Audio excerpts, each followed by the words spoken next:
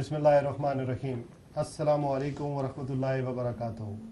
तकबीर television network के Birmingham studio से प्रोग्राम मंजिल ब मंजिल के ताज़ा एडिशन के साथ शिराज खान हाज़िर खिदमत है।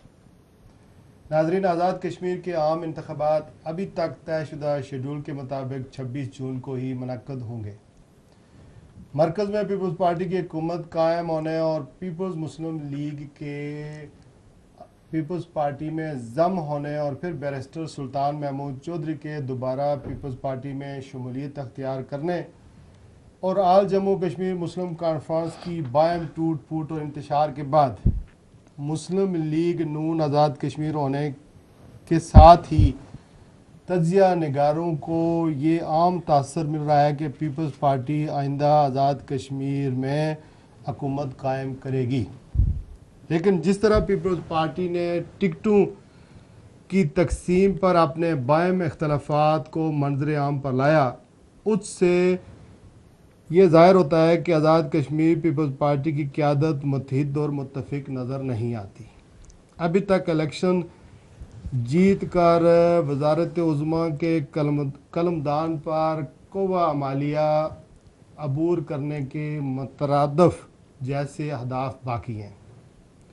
बैरिस्टर सुल्तान महमूद चौधरी के हालिया दौरा बरतानिया के दौरान एयरपोर्ट से लेकर फिर लुटन, बर्मिंघम, ब्रैडफोर्ड के बड़े बड़े जलसों में उनके सपोर्टरों, वोटरों और कारकुनों ने बैरिस्टर सुल्तान महमूद चौधरी को जो प्रोटोकॉल दिया वो किसी हद से भी किसी तरह भी प्राइम मिनिस्टर के प्रोटोकॉल से कम नहीं था।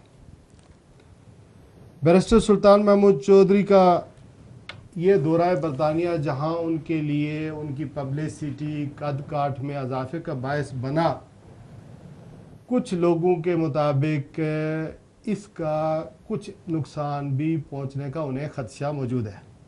चूँकि पार्टी के सदर चौधरी अब्दुल मजीद वज़ारत उज़्मा की दौड़ से कभी विड्रा होने वाले नहीं दिखाई देते। इतलात सुजेस्ट करती हैं कि बैरिस्टर सुल्तान महमूद चौधरी ने सरदार सिकंदर हयात ख़ान से आज वेडनेसडे 8 जून से एक दिन पहले कल यानी कि गुज़श्ता कल 7 जून को सरदार सिकंदर हयात ख़ान साहब से रब्ता भी कर लिया है। ये रब्ता उनका पुराना एक ताल्लुक़ की बुनियाद पर हुआ है।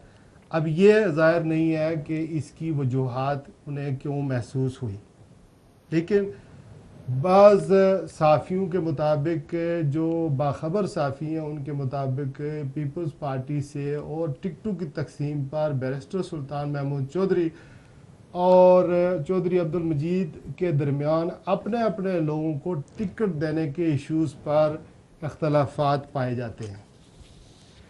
आज इलेक्शन को 18 दिन बाकी हैं। अभी तक कुछ हलकों के टिकट जारी नहीं हुए। आज जब ये मैं प्रोग्राम करने जा रहा था तो कोटली से मलिक यूसुफ साहब को टिकट दिया गया है, लेकिन ये बात भी मैं हतमी तौर पर नहीं कह सकता। फिर पीपल्स पार्टी और मुस्लिम कॉन्फ्रेंस दो आपस में मुतबादल जमातें हुआ करती थी, जो दो मुतबादल निज़ाम की नज़रियात की हामिल जमातें समझी जाती थी। अब मुस्लिम कॉन्फ्रेंस के वतन से जन्म लेने वाली मुस्लिम लीग नून आज़ाद कश्मीर भी दो मुख्तलिफ वाजिया कैंपों में नज़र आती है। किंग मेकर सरदार सिकंदर हयात ख़ान साहब, जो 2 दफ़ा आज़ाद कश्मीर के वज़ीर आज़म और 1 दफ़ा सदर रह चुके हैं, जिनके हाथों बहुत सारे लोगों की किस्मत का सितारा हमेशा चमकता रहा और पिछले 20-25 साल से उनकी सियासत ने आज़ाद कश्मीर में अनमिट नकूश छोड़े हैं, वो पंजाब हाउस मुस्लिम लीग नून के मरकज़ में चक्कर लगाते हुए नज़र आए। अब देखना यह है कि सरदार अब्दुल क़य्यूम ख़ान साहब, जो वेटरन किस्म के पॉलिटिशियन, सुप्रीम हेड मुस्लिम कॉन्फ्रेंस हैं, वो अपनी दरीना गद्दी को अपनी ज़िंदगी में इस तरह जाते हुए भी नहीं देख सकते।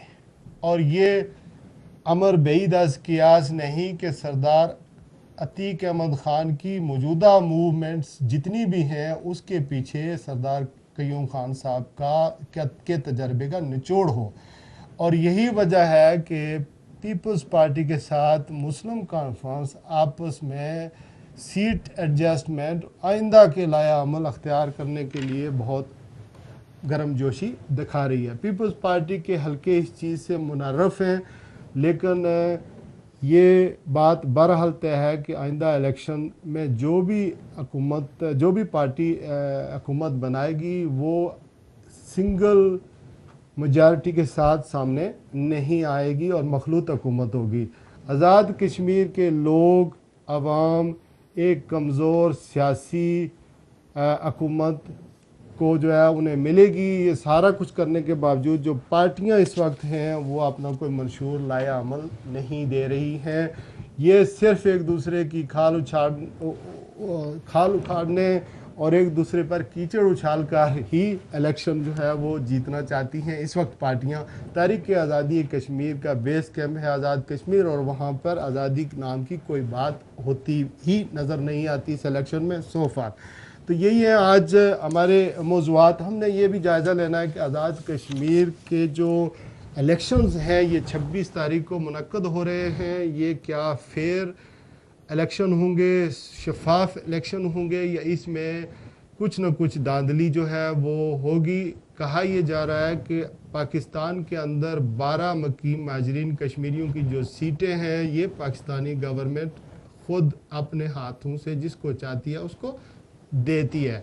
ان 12 سیٹوں کی موجودگی میں پھر جے کے ایل ایف اور قوم پرست اور خود مختار کشمیر کی جماعتوں کو باہر رکھ کر کس طرح الیکشن صاف اور شفاف ہونے کے امکانات ہیں۔ پھر یہ دیکھنا ہے کہ آج ہم کشمیری قوم کو یہ پتہ نہیں ہے کہ پیپلز پارٹی اگر حکومت بنانے جا رہی ہے تو کون ہوگا ہمارا وزیر اعظم۔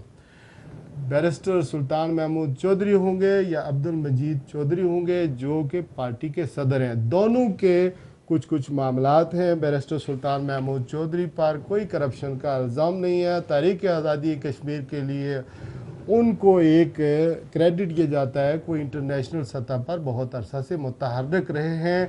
اس کے علاوہ چودھری مجید صاحب کی طرف جائیں تو وہ پارٹی کے لوئل صدر رہے ہیں اور انہوں نے کسی قسم کی بے وفائی بے نظیر بھٹو کے ساتھ نہیں کی، اور 7 سیٹیں پچھلے الیکشنوں میں جیتنے کے باوجود بے نظیر بھٹو صاحبہ کا ہاتھ کبھی نہیں چھوڑا۔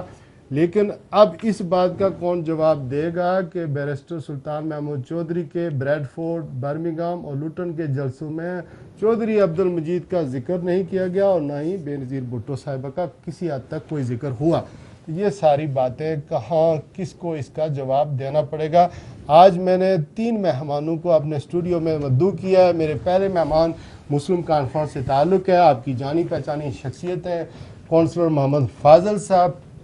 آپ کے برابر میں بیٹھے ہیں کونسلر انصر علی خان صاحب، میرے بڑے اچھے دوست ہیں اور لیبر پارٹی سے ان کا تعلق ہے۔ ماضی میں یہ جو آزاد کشمیر کی کشمیر فریڈم موومنٹ ہے، اپنے زمانہ طالب علمی میں ہم سب کا کسی نہ کسی جماعت سے کوئی تعلق ہوتا ہے، ان کے پلیٹ فارم پہ متحرک رہے ہیں۔ بیرسٹر سلطان محمود چودھری کے جلسوں میں انہوں نے ان کی سپورٹ کرنے کا اعلان کیا ہے۔ یہ خبریں مجھے ملی ہیں، آج میں نے ان کو دعوت دی ہے کہ آپ ساری جو معاملات ہیں اس پہ گفتگو کریں۔ آپ کے برابر میں چودھری اللہ دیتا صاحب بیٹھے ہیں، آپ پیپلز پارٹی کے جس کے صدر چودھری مجید صاحب ہیں، ان کے موت خاص سمجھے جاتے ہیں۔ تو آپ تینوں مہمانوں کو ایک دفعہ پھر میں اپنے پروگرام میں ویلکم کرتا ہوں، خوش آمدید کرتا ہوں۔